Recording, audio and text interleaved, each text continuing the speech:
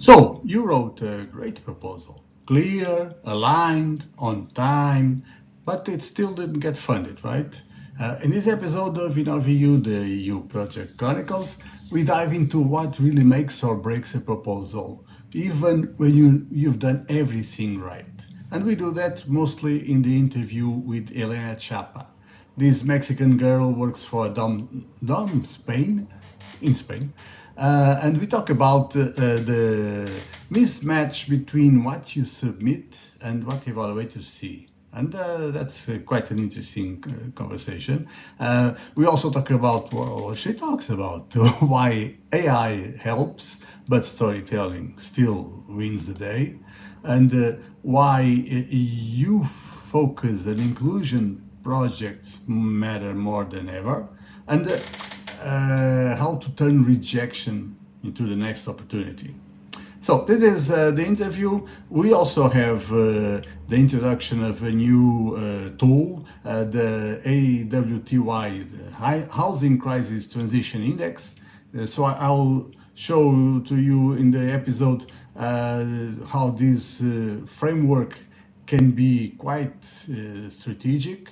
The index reveals which countries are building housing resilience, which are not, and why this should matter for your next urban project, youth project, or innovation proposal.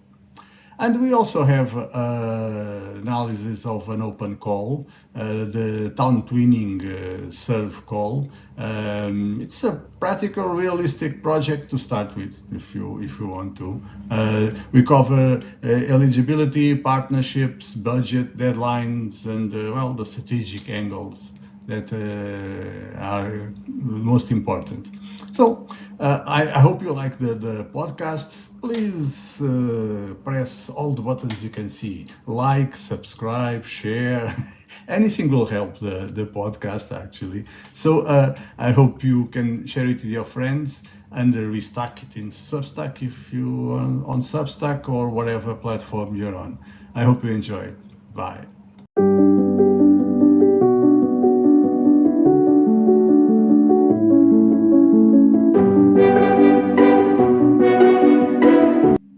So this week I have one question for you.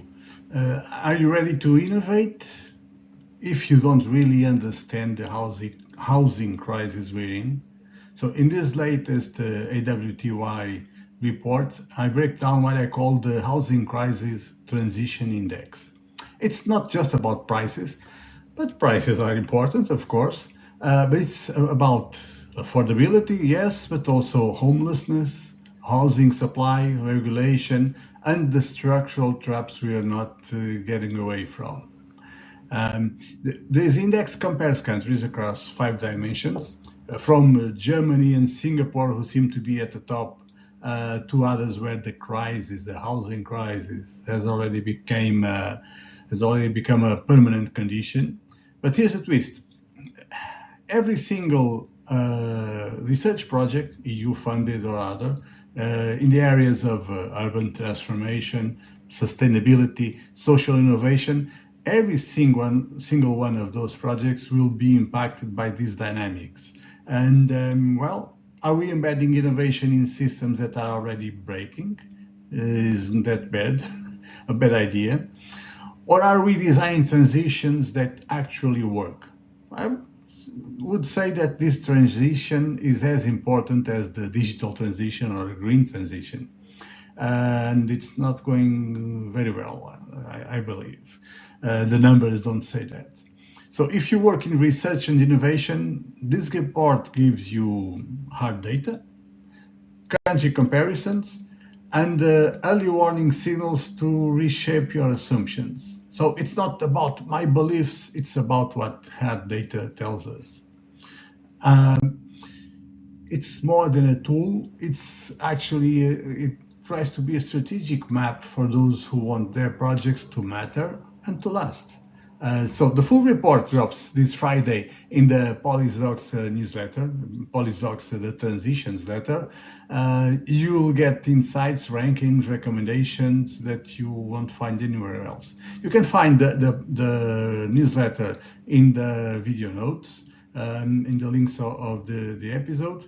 So I could use a great slogan here, something like "Don't build on broken ground," something like that. But I'll just tell you, go read the AWTY housing index and see for yourself, judge for yourself.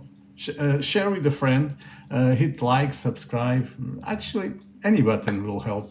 It will be good for the podcast. So I hope you enjoy it. See you soon. So, welcome back to InnovEU, the EU Project Chronicles. This week we have with us Elena Chapa. I can't wait to hear her talk about her activities in this area. But before that, can you please tell us a little bit about yourself and your institution, Don Spain? This could be in Portuguese, it could have a strange significance. So please explain the right significance. Sure, thank you for the invitation. So, well, I am Elena Chapa from Mexico, but actually I am based in Reus, in a small town 2 hours away from Barcelona. I work in Dom Spain, and actually Dom or Doma means house in Ukrainian. So we are Casa Spain or Dom Spain, in other words. That's the name of the organization. We are an adult vocational center. We provide language translation services. We provide courses and workshops, and well, we have bed, particularly bed courses in cuisine and pastry, among other things. And we also do territory promotion. And we are again based in Reus, in a place called Espaibole, which are the headquarters for many other organizations. Mm-hmm. And we mostly that promote education, and For how those are long? the things that we do. We have been well, the oldest organization that is here in Espaibole is Open Europe, and it's about 10 to 15 years old. Okay. Spy Bowl, it's actually a very recent construction. We have been here since 2022, so 2 years Mm-hmm. in Spy Bowl. Okay. So from Mexico to Spain to Catalonia, right? That's in Catalonia. Yes, Catalonia, the northeast of Spain. Why a Ukrainian name? I'm curious. Well, because the director of the organization is from Ukraine. Okay. There had to be some reason. Yeah, yeah. So you said you work with but before that you work with vet Yes, kids. we are. Dom Spain is a vet center. It's an Mhm. adult vocational training center. So I'm a project manager here, and I mostly manage projects related to, well, a little bit of entrepreneurship and entrepreneurship support, capacity building, and Mhm. mostly inclusion projects. Those are most of the projects that I've managed, especially inclusion in museums, inclusion in education, language teaching, or inclusive language teaching, etc. Mhm. Okay, so you're used to writing proposals, running projects, writing reports. What has your experience been in this area? Well, I like both writing projects and I like managing projects. I mean, there are good things and bad things of both. From writing proposals, I actually like the conception. It's very creative in the sense of like you start with a problem and you try to solve the problem. So it's also very entrepreneurship like. So you have to solve a real life problem, and you Exactly. try to come up with solutions. So that's the part that I like. And then managing projects, it's all very, I mean, at least to me, which I'm a person that likes, I don't know, structure. I like that, like the project life cycle, face to face approach of things and timelines, etc. So that's how I work best. Okay. So um, In your proposal writing, are you expecting evaluators to read every single word you write, or do you try to convey the message in a picture or a chart?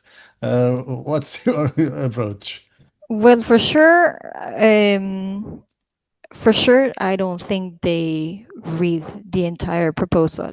I think we focus on the key things that we have to achieve, and we focus on that, and we try to be very straightforward when we convey the message of the project, etc. So we are very careful with impact, very careful with the base or the legal framework which the project is embedded into, etc. But no, I mean, I think they also, I mean, evaluators use AI tools in order to filter information and keywords and things like that. I mean, I hope they definitely. do. I hope they do Um, nowadays. But yeah, listen, I've heard two different approaches to different opinions about this. One says that in fact, the forms to apply for these programs are too restrictive. The number of characters you can use in each field is too small. The other opinion says exactly the opposite. It's too much. You shouldn't write so much. You should be much more concise. What's your view about this? What do you think about the forms we have to use? well, I mean, it's uncomfortable once you are creatively writing something and then you have to go back and edit. That's yeah, that's always something that we don't like. But actually, I truly find that the more concise you are and the more precise are in your writing, the better. Mhm. Because if not, it's just all not important information that just takes away from the actual purpose of your project or the actual message and the Mhm. actual project itself per se. I mean, not try to write an entire Bible. Just try to Yeah. write exactly what you want to do. Well, I don't know if you've seen that, but in a proposal, I'm just remembering now a proposal that was funded. I co-wrote it. And when I first looked at the draft, I was appalled because there was so many, how do you say that, the short for the words. You need to write Abbreviation. That happened to an me as well. abbreviation. They There are didn't like so the many abbreviation. abbreviations, I had trouble understanding it. And I was thinking, how will the evaluator understand this if I don't? But it was approved. So it worked actually. Yep. So that's don't you think that what leads to the creation of these EU project jargon that leads us to use specific words with meaning that someone outside of the industry might not take it that way, like deliverables and work packages, and that's just the simple parts. Then there are many other jargons.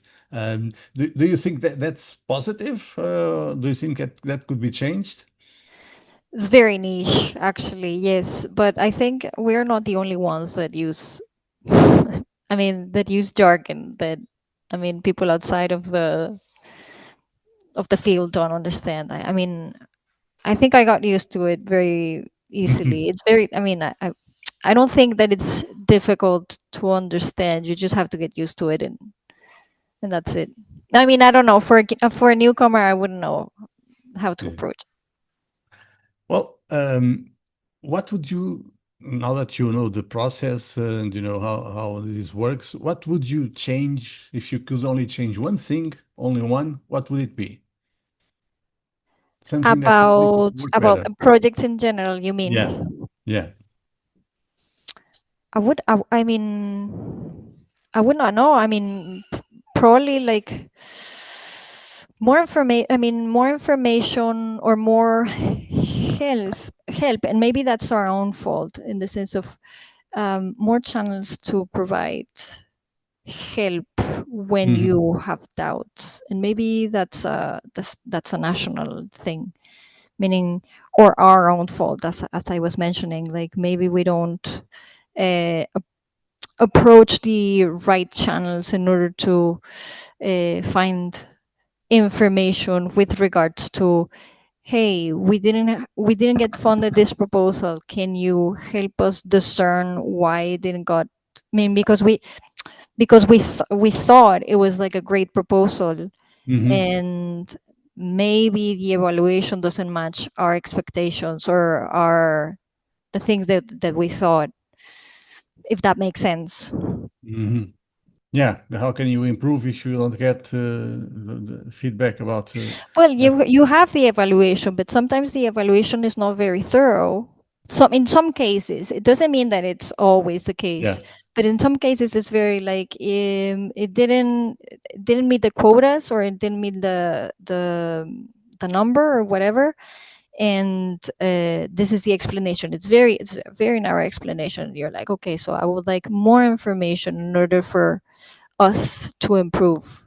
But Hmm. that's just me. I mean, I don't know what my colleagues think about this, but it's always like, you think that it's a very solid proposal, and then you see the evaluation, it's like, it was not, apparently it was not, and I don't have enough information to Yeah. discern why it wasn't. Didn't it ever occur to you the opposite? You didn't expect much from the proposal, and in the end, it was funded. Didn't that happen Yes, to you? for sure. That's the other that's the other side of the coin, isn't it? That once you read like a proposal and you're like, this is not going to get funded. Definitely, it's not going to get funded, and then surprise, it got funded. But let me tell you, with those particular projects, you usually have lots of. I mean, you encounter lots of problems once you are in the implementation phase, because as it's not well written, there's Mhm. always like, how many people did we have to bring to this mobility? Here it says 20. Oh no, but here it says 12, so which one is the case? So Mhm. those are the Yes. problems. Yeah, but I mean, we are all human anyways, and we all make mistakes, both the ones writing the proposals and the ones evaluating them. That's the mismatch in opinions. Of course. Well, from your experience, is there a project that really is your favorite, the one that really left you the better memories, one that you would single out from all the projects you've done? There are, I mean, I specifically like the ones, the youth projects. Erasmus Plus youth projects are the ones that I really like, because you actually, since we are an adult education center, we usually work with educators, trainers, etc. So that is like the first line of defense, if I can say, quote unquote. But when you are dealing directly with youth, that is very Mhm. rewarding, because you actually, I mean, it's a case to case basis, obviously. It's not real impact, but in my point of view, you see the impact of your project. It's not a big scale impact. It's just a person to person impact. But I truly like it. I truly like it when you see the the products that were developed for that particular target group come to life, Mhm. not come to life, but actually serve their purpose. Yeah, I see your point. Watching people actually change their lives, whatever way the project was meant to do it, I think that's rewarding. Yeah. I understand why you say that. But then that leads me to the next issue. The next question I wanted to ask you about the impact of this project, the projects you've been running. We always have to write in the proposal what impact will that have. But that's basically for the proposal assessment and approval. Later on, after the project is done and forgotten about, haven't you noticed that somehow its impact lasted and it's still changing people's lives? Did you ever had such experience? Well, its impact is tricky, isn't it? Because it's difficult to measure long-term impact in a 2-year project? How do you, in fact, how do you measure it? Yeah. Obviously, we always take into account sustainability. All our projects truly have a long-term sustainability plan. Um, but how do you measure that once you finish the project and you don't have an assessment or an evaluation or feedback or whatever in order to actually assess and give the numbers of if it had an impact or not, and how big or small the impact, and at what level, national, local, Hmm. international, etc. So it's really difficult once you are writing when you are writing the proposal. It's tricky, and then once you finish the project, it's tricky also, in order to, how do you get data? Yeah, absolutely. Well, in some cases, it's kind of easy to get data due to the nature of the project itself. But in most cases, you not only you don't have data, you're not looking for it because the project is over. So you're not looking for that. Speaking of which, what about the future? What kind of projects would you like to do? What are you looking for? What are your expectations? I truly don't know. Personal expectations. I wouldn't know what to say. There are certain topics that I do like, and I would like to continue um, researching and learning about them. As I said, I like working in the youth field. I think that the future for European projects is always the digital transition. In this current climate, war, etc., US, I would say that sustainability and things like that, green sustainability, Mhm. climate change actions are going to be in the back burner, and digital transition, it's going to speed ahead. But that's just my prediction. Mhm. And I think that if we're if we are working in the youth field, we need to train, we need to upskill this young population that are gonna deal with the challenges of the future, and it's all AI and it's all digital, and they need to be prepared. Mhm. So you're betting everything on a digital transition, and that all obviously includes AI. Uh, what what is the role AI has in your activity nowadays? I truly do not know did my how did I worked without AI. It has simplified so many things. I those bureaucratic, very repetitive tasks that took time now take 15 minutes or so.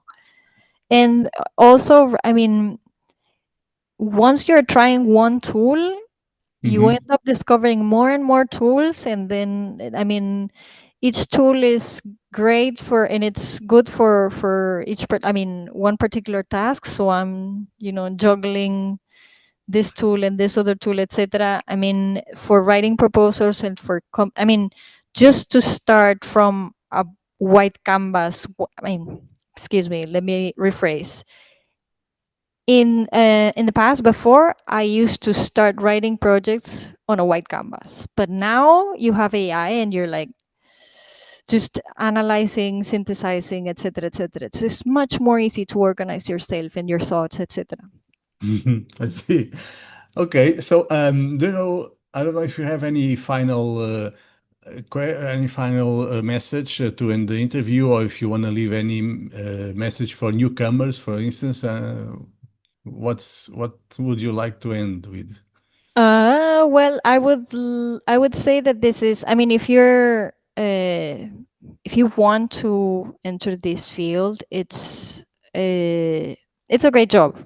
It's very creative. It has everything, I guess. It has innovation. You have to be researching a lot. You have to be learning a lot.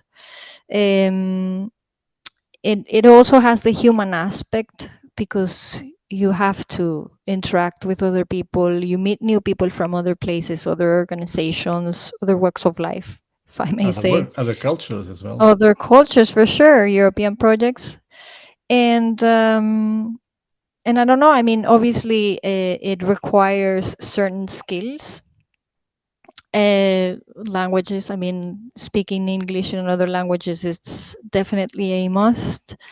Um, but I mean, the jargon and the way of working, you just learn with Yeah, it's learn time. by doing. You Yeah. learn by doing. But it's, I mean, I truly would say that if you are curious about European projects, give it a try, and you will truly like it. And I think that it opens lots of doors. I would say that I would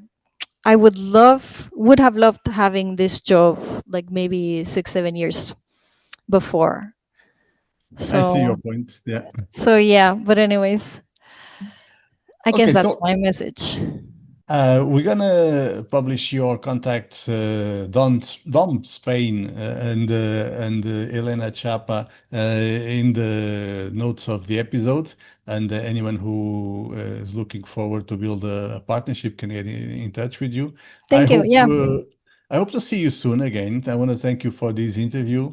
And I don't know if it's time for vacations, but if it is, have a nice vacation.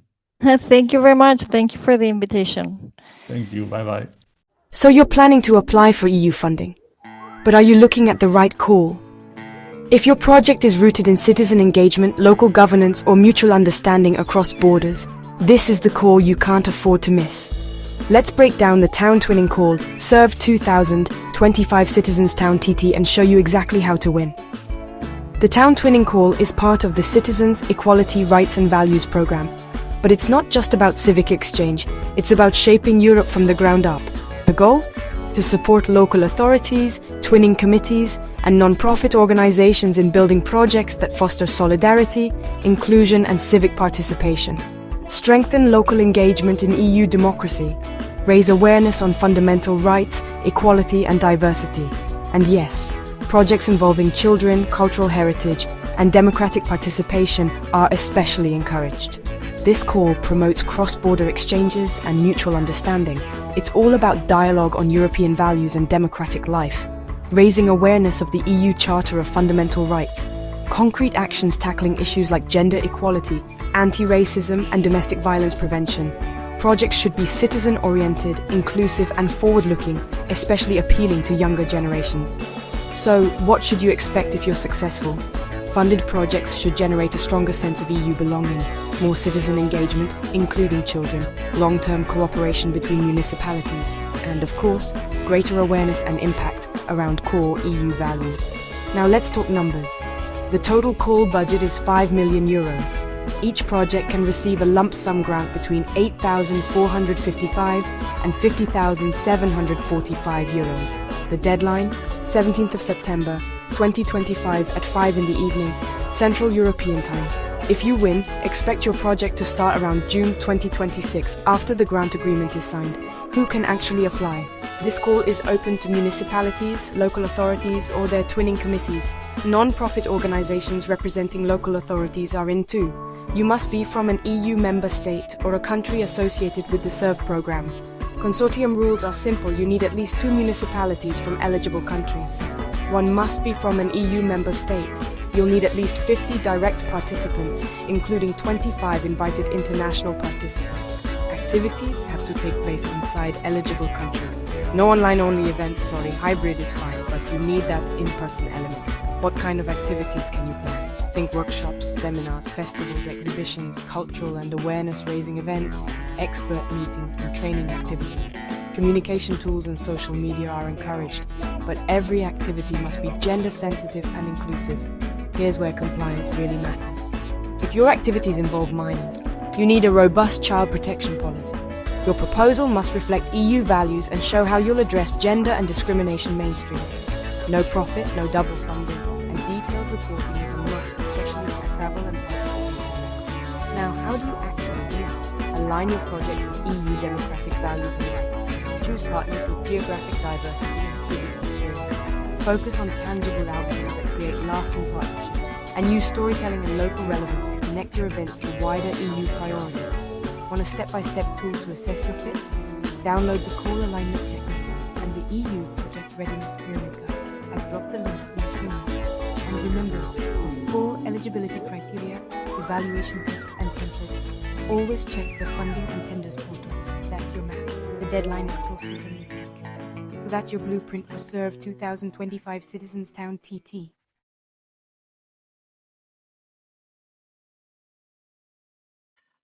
InnovEU, the EU Project Chronicles, is a weekly video podcast. Please subscribe to the Polyxox newsletter to receive every podcast episode. And if you like receiving it, please press like in whatever platform you are watching or listening. Also, please share InnovEU and Polyxox with anyone you feel will enjoy it.